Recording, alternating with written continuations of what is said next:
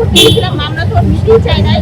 আমাদের ভোর 4টা, মানে আমি সন্ধ্যা 7টা থেকে ভোর 4টা পর্যন্ত থানায় আমাদের বসায় রাখে। থানায় যখন আমাদের যে আমার বড় ভাইকে যখন কোবাইছে, রাসেল ভাইকে 31 নম্বর ওয়ার্ডের শ্রমিক দলের আহ্বায়ক ক্যান্ডিডেট ছিল, ওনাকে যখন এখানে একটা রিলেটিভকে দেখতে আসছে, উনি আসার সাথে সাথে ওনাকে অতর্কিত হামলা, এখানে মনে করেন প্রায় অস্ত্র নিয়ে, দেশীয় অস্ত্র, তারপরে আপনার এই পিস্তল নিয়ে ওরা সবাই, মানে এটা একবারে পরিকল্পিতভাবে ওনাকে এই কাজটা করা হয়েছে।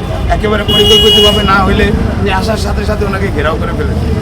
ঘেরাও করে ওনাকে মনে করেন কিশোর গ্যাং, ওই যে পাপ্পু আর যে বিপ্লবের যে একটা যে কিশোর গ্যাং আছে এই অঞ্চলে, আপনার হলো যে মানে এটা আওয়ামী লীগের থেকেই ও ছিল শেখ রাসেল এবং যুবলীগের একটা সক্রিয় কর্মী। আর পাপ্পু ছিল এই অঞ্চলের মানে কিশোর গ্যাং না, কিশোর গ্যাংয়ের উপরেও যেটা থাকে ওটার লিডার ছিল পাপ্পু। ওর ভাইকে নিয়ে মানে এই পুরো অঞ্চলটাকে ওরা নিয়ন্ত্রণ করতে চাচ্ছে। আর সাধারণ মানুষ এটা বাধা দিচ্ছে দেখা, তাই ওরা সাধারণ মানুষদেরকে প্রতিনিয়ত হুমকি দিচ্ছে এবং আমাদেরও এখন প্রাণের হুমকি চলে আসছে।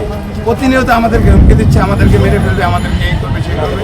আমরা একটাই দৃষ্টি আকর্ষণ করছি জনাব আমাদের প্রধানমন্ত্রী জনাব তারেক রহমানের কাছে এবং প্রশাসনের কাছে, জানি এরকম কিশোর জানি উৎখাত, মানে ওদেরকে জানি আইন শৃঙ্খলা বাহিনী জানি সুন্দরভাবে ধরে এবং সর্বোচ্চ শাস্তি।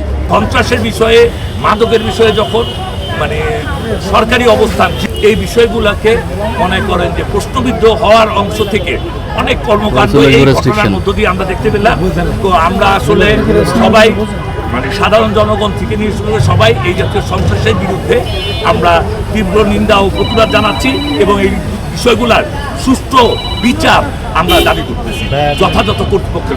ওনারা যারা মেরে ফেলছে তাদের আমি সুষ্ঠু বিচার চাচ্ছি। আমার বাবা রাজনীতি করতে আসছে সুষ্ঠুভাবে, অন্যায়ভাবে তো করে নাই, কেন মেরে ফেললো? সরকারের কাছে আমি বিচার চাই।